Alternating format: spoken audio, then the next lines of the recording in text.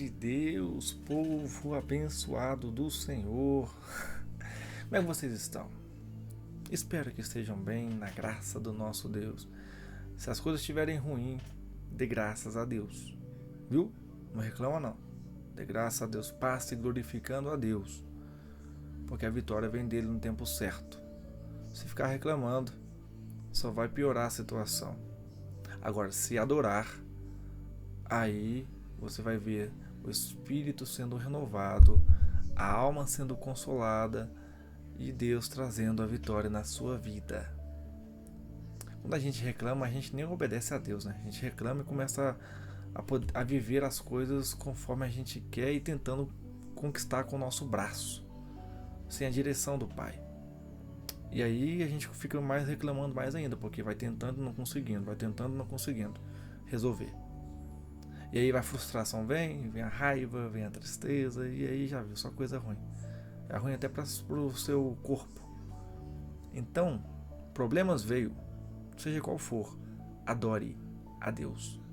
Exalte o nome dele. Senhor, muito obrigado, Pai. A luta tá difícil, mas eu te agradeço. Eu te agradeço porque eu sei que o Senhor está comigo nessa luta. Eu te agradeço porque eu sei que o Senhor está comigo em todo momento. Eu te agradeço, Deus, porque o Senhor está neste barco comigo. O Senhor é o capitão. O que o Senhor mandar eu fazer, eu faço. Mesmo que eu tiver que perder tudo neste barco, jogar tudo para o mar afora para não me afundar, eu jogo. Porque eu quero estar com o Senhor. Eu sei que lá na margem o Senhor tem algo para mim. Porque o Senhor é um Deus de promessas e cumpre promessas. O Senhor é um Deus fiel. Então eu buscarei ser fiel também. Por amor ao Senhor. Detalhe, por amor ao Senhor. Tá bom? Então adore. Exalte. Para de reclamar. Para de criticar.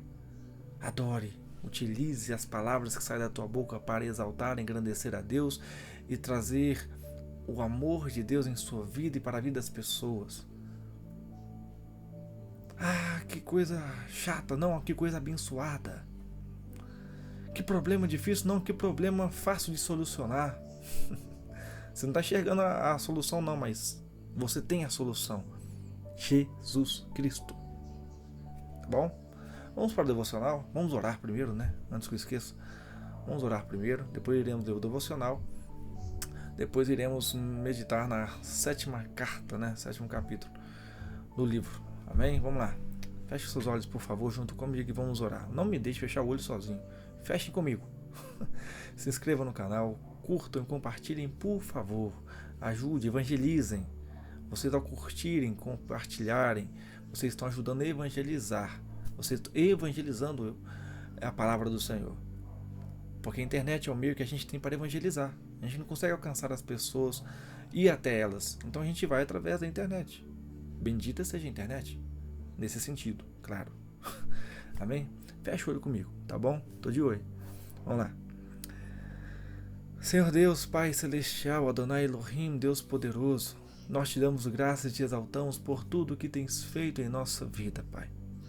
Mais uma vez te agradeço, Senhor Deus, pelo dia que passamos. Mais uma vez nós te agradecemos por essa oportunidade de juntos podermos meditar no devocional, meditar na edificação da nossa alma através deste livro que o Senhor inspirou o C.S. Lewis a escrever. Deus eterno, fale conosco, Pai. O Espírito Santo nos dê sabedoria e entendimento para compreender e abençoe a cada vida ali do outro lado, Pai, em nome de Jesus. Amém. Vamos lá? Devocional de Charles Spurgeon, Príncipe dos Pregadores. Preparai o caminho. Vamos lá, peraí. Calma. Ele vai pegar um trecho de Lucas 3, versículo 4. Diz assim: Preparai o caminho do Senhor e endireitai as suas veredas. A voz que clama no deserto exigiu uma vereda para o Senhor. Uma vereda preparada. Uma vereda preparada no deserto. Eu serei cuidadoso à proclamação do Mestre e lhe darei uma estrada em meu coração, conquistada por operações graciosas através do deserto da minha natureza. As 4 instruções no texto devem ter minha solene atenção. Todo vale se encherá. Pensamentos baixos e vis sobre Deus devem ser abandonados. Toda dúvida e todo desespero devem ser removidos. Egoísmo e prazeres carnais devem ser abandonados. Através desses vales profundos, um caminho glorioso da graça será levantado. E se abaixará todo monte e outeiro, orgulho humano autossuficiente, arrogância e autojustiça devem ser aplainados, para que seja feita uma autoestrada ao Rei dos Reis. Comunhão divina nunca é concedida aos altivos, aos pecadores soberbos. O Senhor tem prazer nos humildes e visita o contrito de coração, mas o sublime é sua abominação. Minha alma, peça ao Espírito Santo para que te ajuste a esse respeito. E o que é tortuoso se endireitará. O coração vacilante deve tomar um caminho firme na decisão por Deus e pela santidade. Homens inconstantes são estranhos ao Deus da verdade. Minha alma, cuide-se para ser honesta e verdadeira em todas as coisas, como que aos olhos do Deus que esquadrinha os corações. E os caminhos escabrosos se aplanarão. Tropeços decorrentes do pecado devem ser removidos. Espinhos e abrolhos de rebelião precisam ser extirpados.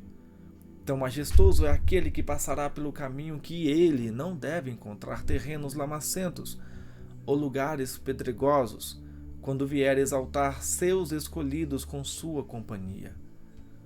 Oh, que esta noite o Senhor possa encontrar em meu coração uma estrada preparada pela sua graça, para quem for de dia este dia, quem for à tarde esta tarde, quem for madrugada esta madrugada. Que o Senhor possa encontrar em nosso coração uma estrada preparada pela sua graça. Que Ele possa fazer uma triunfal marcha através dos limites mais extremos da minha alma, desde o início até o fim deste ano. Glória a Deus. Não preciso nem explicar, né? Deu um sinal que está super maravilhosamente explicado aqui por Charles Spurgeon. Vamos então para capítulo 7 da carta da qual estamos meditando, de C.S. Lewis. Uma carta, um diabo para o seu aprendiz. Vamos lá. Meu querido Vermelindo, eu fico espantado com sua pergunta se é essencial manter o paciente na ignorância quanto à sua própria existência. Essa questão, ao menos para a frase presente da luta, já nos foi respondida pelo alto comando. Nossa política para o momento é de nos mantermos ocultos. Claro que isso nem sempre foi assim. Na verdade, estamos nos deparando com um dilema curioso. Quando os seres humanos deixam de acreditar em nossa existência... Engraçado, né? Eu falei isso em alguns vídeos atrás, vocês lembram? Pois é. Vamos lá. Na verdade, estamos deparando com um dilema curioso. Quando os seres humanos deixam de acreditar em nossa existência, perdemos todas as consequências prazerosas do terrorismo direto e deixamos de produzir bruxos.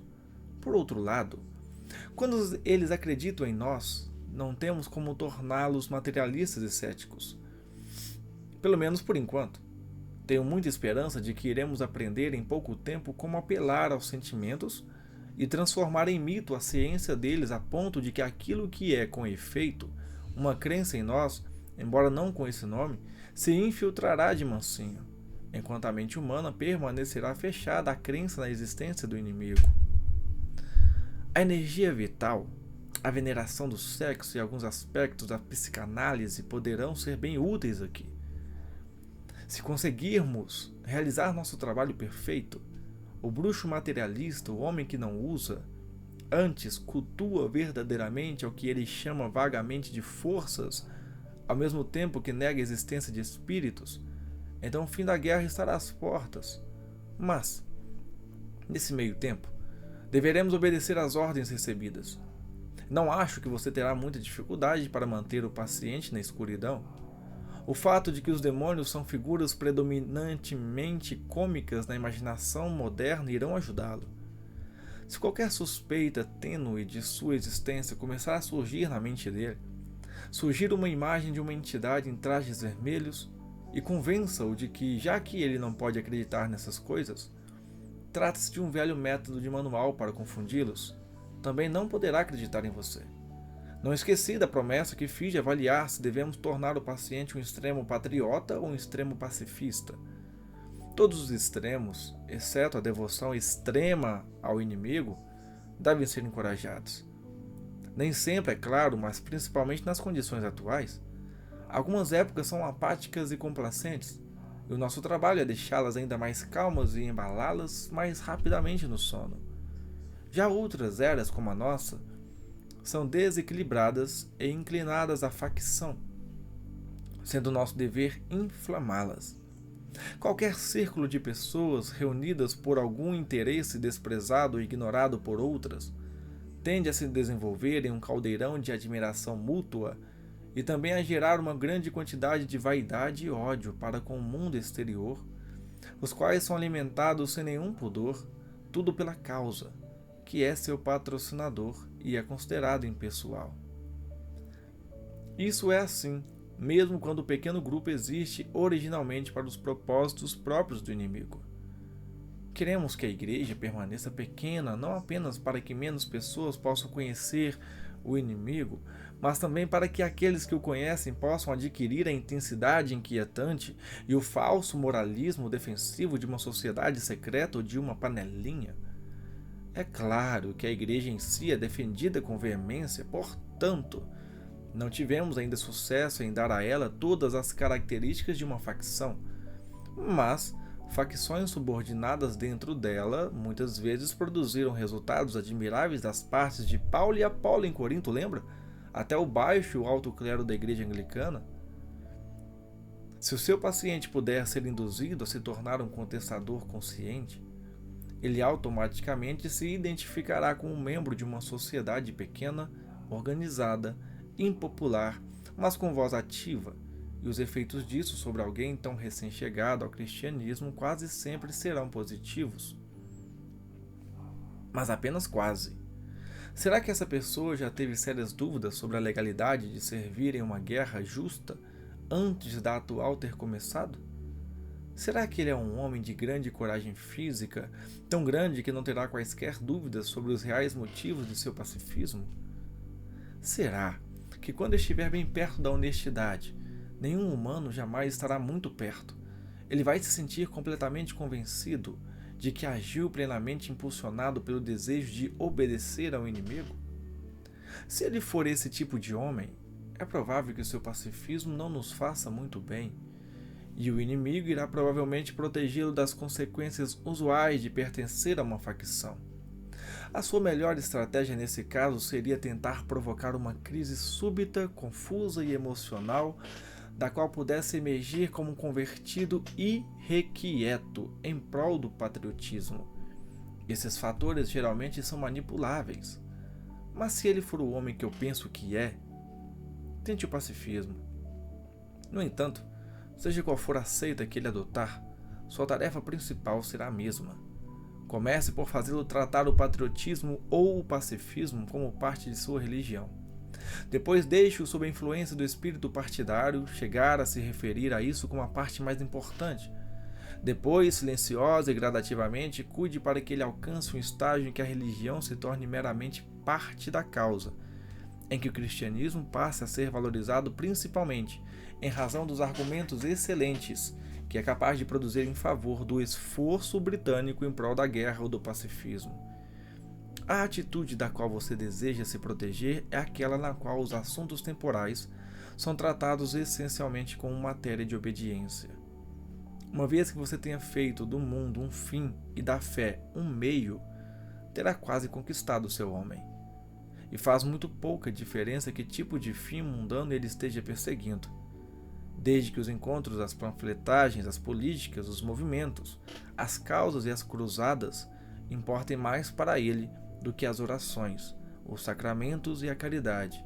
Ele será nosso, e quanto mais religiosos nesses termos forem os homens, mais seguramente os teremos em nossas mãos. Há jaulas repletas de gente desse tipo aqui embaixo. Com carinho, seu tio mal danado. Nessa carta a gente vê que o inimigo, o demônio, né?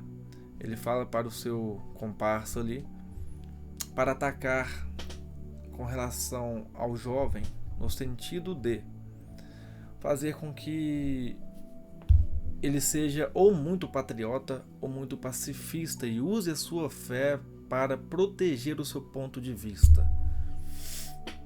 A gente vê isso muito no nosso meio hoje em dia, né?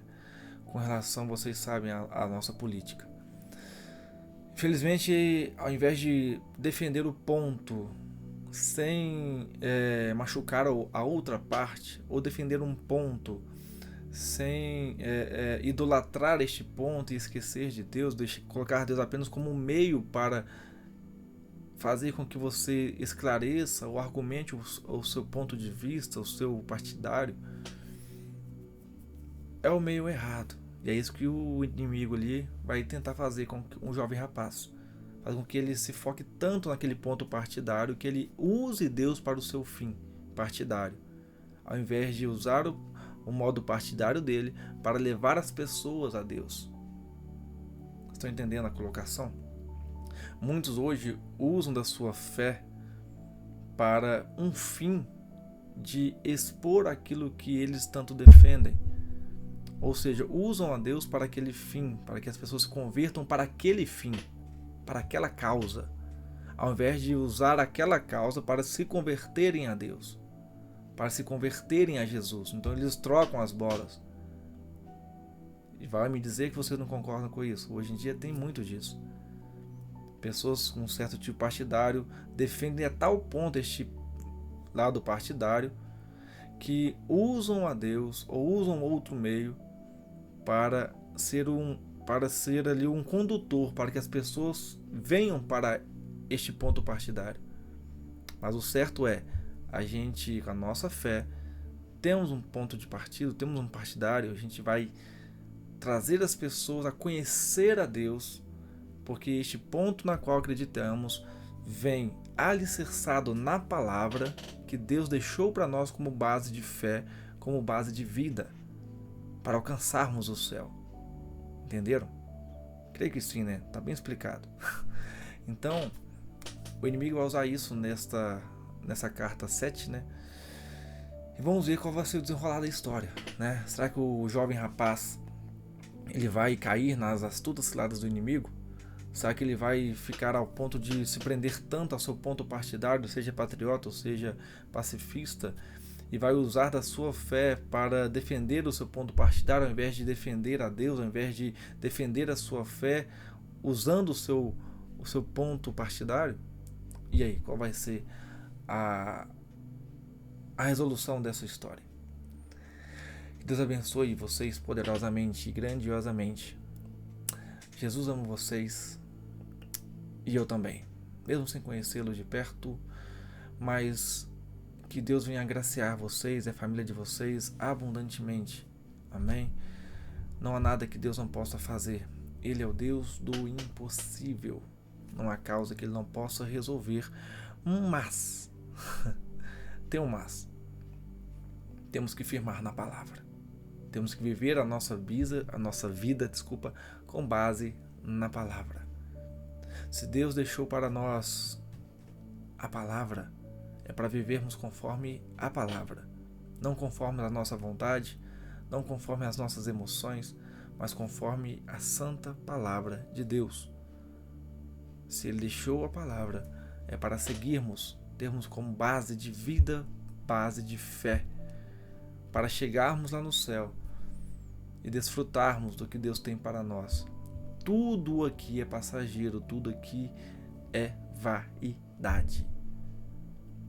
O importante é peregrinarmos neste mundo que não é nosso, estamos de passagem, peregrinarmos neste mundo proclamando o Evangelho de Deus, santificando-nos cada dia mais, para que quando Ele voltar, estejamos preparados para morar na mansão celestial, na morada que nos pertence, que é lá no céu.